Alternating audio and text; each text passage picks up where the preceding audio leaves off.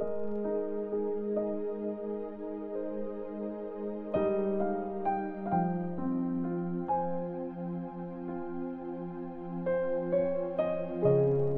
chapter 23. Si Jesus sa harap ni Pilate.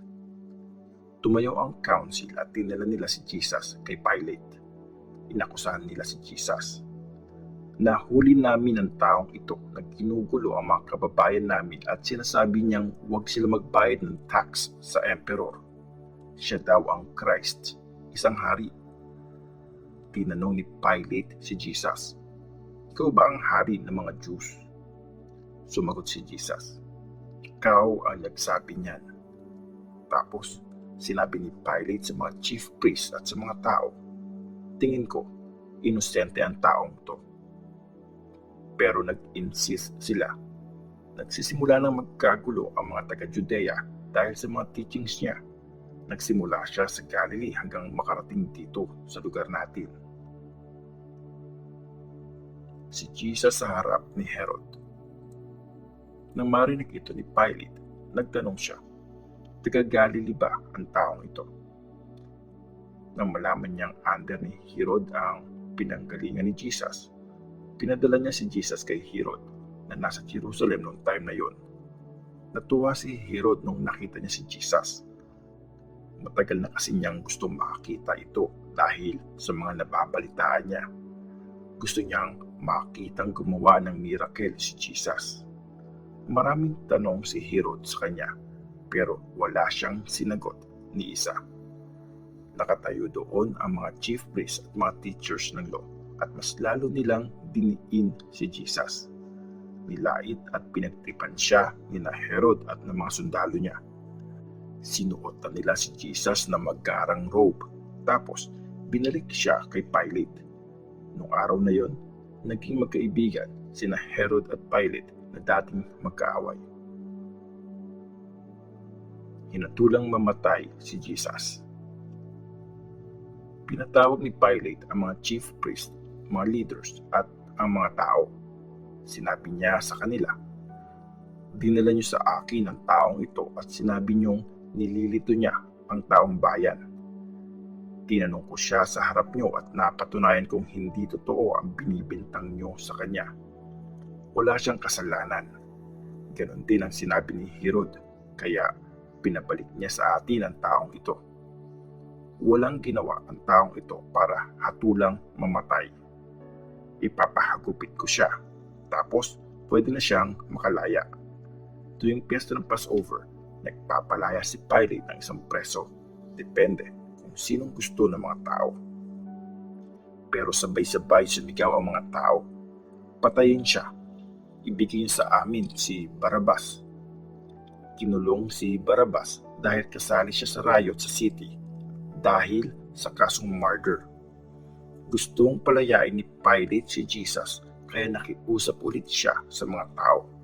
Pero sumigaw sila, "Ipako siya sa krus! Ipako siya sa krus!"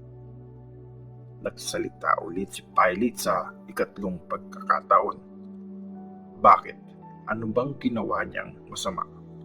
Wala akong makitang dahilan para hatulan siya ng kamatayan. Kaya ipapahagupit ko siya at saka palalayain. Pero lalo nilang pinagsigawan na dapat ipako si Jesus sa krus at nagtatagumpay ang sigaw nila. Kaya sinintensya ni Pilate si Jesus gaya nga ng gusto ng mga tao. Pinalaya niya ang taong gusto nilang palayain, yung kinulong dahil sa riot at murder. Tapos, binigay niya si Jesus sa kanila para gawin nila sa kanya kahit anong gusto nila. Pinako si Jesus sa krus. Nang dinala ng mga sundalo si Jesus, nasalubong nila sa daan si Simon na taga Cyrene. Papasok siya sa city galing sa bukid. Pinapasan ng mga sundalo sa kanya ang krus habang nakasunod kay Jesus. Sinundan si Jesus ang napakaraming tao, kasama ng ilang babaeng nag-iiyakan at humahagulgol dahil sa hirap na dinadanas niya. Lumingon si Jesus sa kanila at sinabi, Mga kababaihan ng Jerusalem, huwag niyo akong iyakan. Iyakan niyo ang mga sarili niyo at ang mga anak niyo. Tandaan niyo, dadating ang mga araw na sasabihin nila, pinagpala ang mga babaeng di nagkaanak, di nagbuntis at di nag-alaga ng sanggol. Sa time na yon, sasabihin ng mga tao sa mga bundok, bagsakan niyo kami, at sa mga burol, tabunan niyo kami. Kasi kung ganito ang ginagawa sa sariwang kahoy, ano naman kayang mangyayari pag natuyo na ito? 2 kriminal din ang inilabas para patayin kasama ni Jesus. Pagdating nila sa lugar na tinatawag na Bungo, doon nila pinako si Jesus. Pinako din ang 2 kriminal, isa sa kanan niya at isa sa kaliwa. Sinabi ni Jesus, Tatay, patawarin mo sila kasi hindi nila alam ang ginagawa nila. Nagpustahan ang mga sundalo kung kanino mapupunta ang damit niya. Nakatayo doon ang mga tao at nanonood habang iniinsulto si Jesus ng mga leader ng bayan. Sinabi nila, niligtas niya ang iba.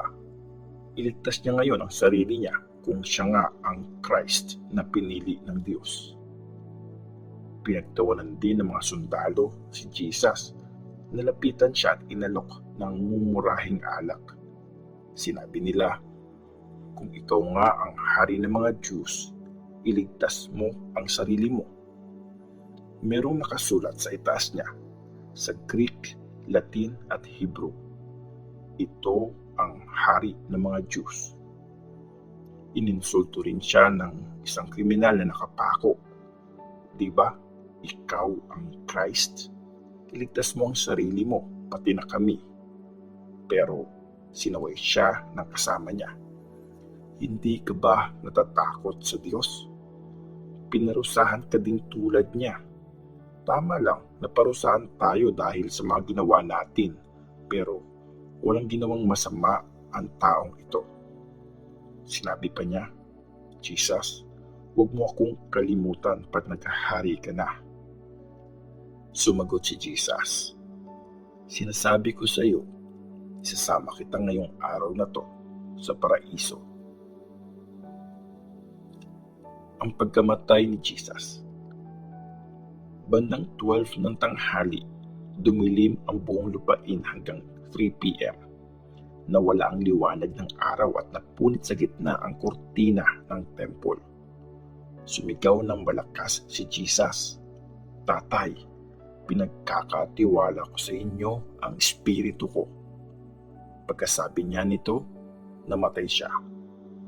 Nang makita ng officer ng Roman army ang nangyari, nagpuri siya sa Diyos. Sabi niya, totoo ngang mabuti ang taong ito. Maraming nanonood na tao doon. Nang nakita nila ang mga nangyari, umuwi silang wasak ang puso. Nakatayo naman sa di kalayuan ang mga kakilala ni Jesus, pati ang mga babaeng sumunod sa kanya mula Galilee. Nakita nila ang mga bagay na to. Ang paglilibing kay Jesus. May isang maputi at matuwid na taga-Arimatea, isang bayan sa Judea. Joseph ang pangalan niya. Isa siya sa mga naghihintay sa pagdating ng kaharian ng Diyos. Kahit na member siya ng council, hindi siya agree sa ginawa nila kay Jesus. Pumunta siya kay Pilate at hiningi ang katawan ni Jesus. Binaba niya ang bangkay, binalot sa telang linen at nilagay sa libingang inuka sa malaking bato at hindi pa nagagamit. Biyernes noon, magsisimula na ang araw ng Sabath. Sumunod kay Joseph ang mga babaeng kasama kay Jesus na galing pa sa Galilee. Nakita nila ang libingan at kung paano nilagay ang katawan ni Jesus doon. Tapos, umuwi sila at naghanda ng mga pabango at langis para sa katawan ni Jesus. Pagdating ng araw ng Sabat, nagpahinga sila ayon sa law ni Moses.